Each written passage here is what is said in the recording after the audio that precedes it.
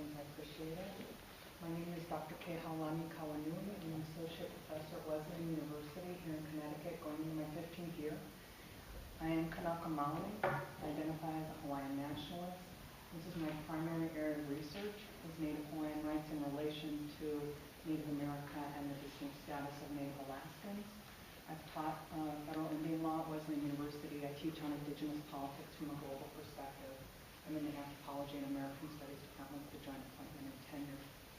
I also am a radio producer and host and have produced for 7 years a show called Indigenous Politics from Native New England and Beyond.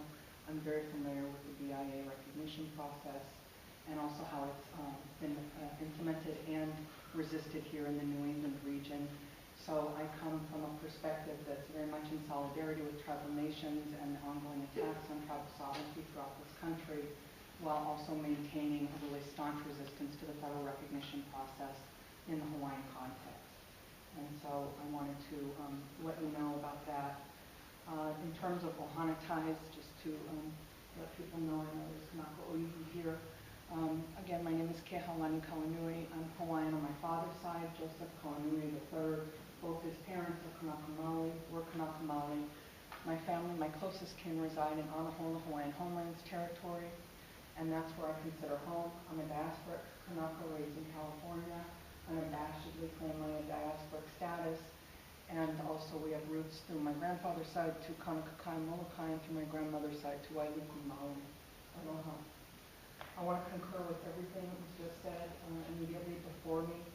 I want to speak to regulation identifier number 1090AB05. I've read all the Department of Interior documents.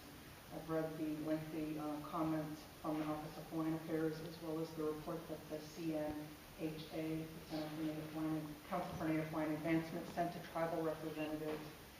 And for the record, I'd like to answer the 5 questions and then expand on the first one and why I think the first one for me says it all in terms of unpacking it and the problematics with this framework for our distinct legal history, which you have acknowledged several times already this morning. For question number 1, no. Question number 2, no. Question number 3, none. Question number 4, no. Question number 5, none.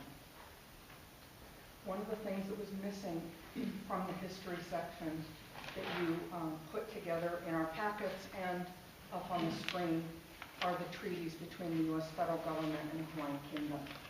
There are 5 of them, and none of them cede any treaty, territory, or sovereignty or governance whatsoever. Several of them have to do with postage stamps and money orders and recognizing and respecting independent state status.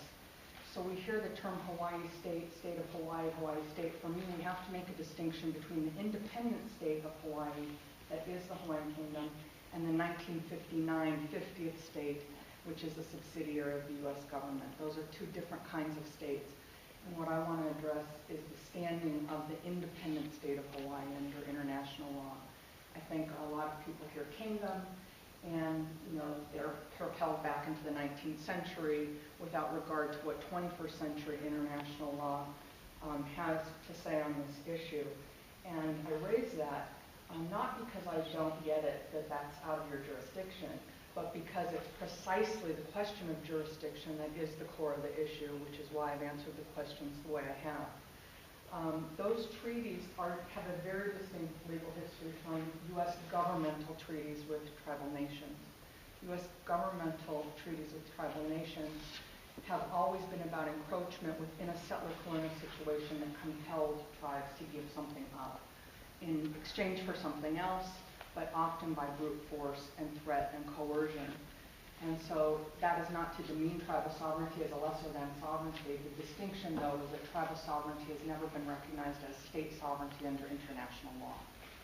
And that is what makes the Hawaii case distinct legally in terms of contemporary international law. Indigenous peoples do not have the same rights as independent states under existing international law. Some of you may be familiar with the UN Declaration on the Rights of Indigenous Peoples passed by the General Assembly in 2007. That is merely an aspirational declaration. I know all the work that went into that from people who worked on it for decades, but it's very clear from that declaration